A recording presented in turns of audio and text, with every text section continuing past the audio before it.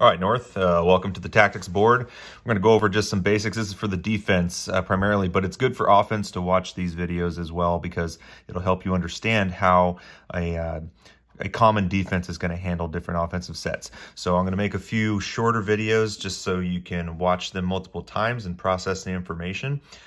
Building your Lax IQ or that Lacrosse intelligence is as important, well, maybe not as important, but very close to as important as building your stick skills, right? You got to be able to pass and catch.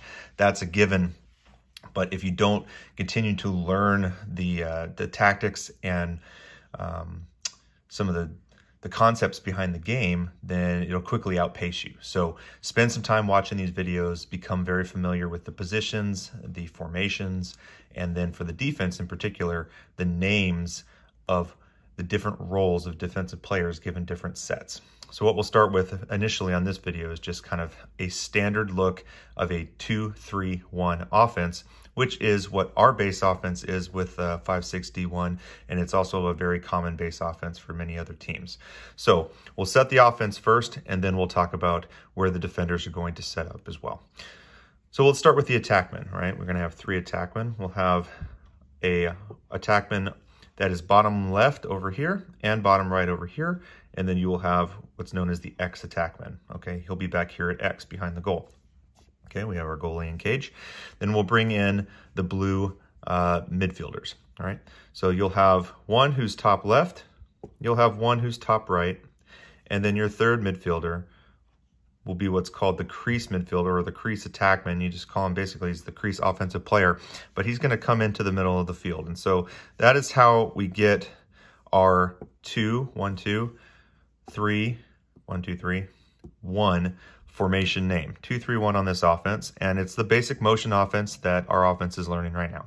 So when our defensive players come in, what you'll see is I have a group of 6 defensive players in red. There are 4 players that are labeled as D, and what that signifies is they have D poles. Okay, so we know we have 3 close defenders, but we also have a long stick midfielder, and that'll be D as well. So we'll start with our close defenders. Obviously, we're going to bring our bottom left man down here. He will be responsible for bottom left attackman. Our bottom right close defenseman, obviously, is covering the bottom right attackman. And then our center close defenseman is responsible for the X attackman, okay? So we've already talked about that our defensive captain, Nate Clark, is going to, for the most part, fill the role of the center defenseman. He serves a very important role both as manning, covering down on the X attackman, but also serving as a bit of the quarterback of the defense, right? He will oftentimes have the best visibility of what's going on out in front because his man is behind, and he can afford to let him be back there a little bit and pay closer attention to what's going on up in front of him. And so when we start getting into different slides and recoveries, be looking for Nate back here in the house, right? And that's what we call this area in front of the goal. We call it the house, the paint, a lot of different names for it, but you're going to hear me call it the house, or I'll just say get in. If I say get in, that's what I'm talking about. Get in close towards the goal, kind of this little box area out in front.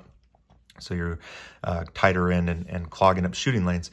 But as players recover back in there, look for Nate to tell you where to go. If you're lost, check with him. He should be pointing you through, okay? So our midfield defenders now. All our middies, obviously, are going to play defense at one time or another, okay? If we get into a man-down defense scenario, there will probably be specific middies that we will bring onto the field. One of those midfielders will be our long stick midfielder, okay? So we're going to start with our LSM, and there's a couple different ways to work with him. What you'll find is the midfielder defenders will oftentimes rotate. They're not going to always stay right where they start. So while we may put a long stick out on one, either top right or top left, good chance that's going to end up rotating anyway. Okay, so we'll start with our long pole out here, top right. Our center midfielder defender is going to be here in the middle here because he's responsible for the center attackman or the crease attackman. And then our top left midfielder will be over here. So what you have now is the basic setup of a defense defending a 2-3-1 offensive set. Okay. We start in a man defense, okay? And we will stick with a man defense. I don't know that we're going to go to any zone concepts this season. We need to be athletic and run with our guys and stick with our man. There will be times that you will switch guys that you were covering, and that has to be communicated between defenders. But primarily, this guy's responsible for this guy, this guy's responsible for this guy, this guy's responsible for that guy. That is all standard until there is a slide, and we will cover slides in a different video.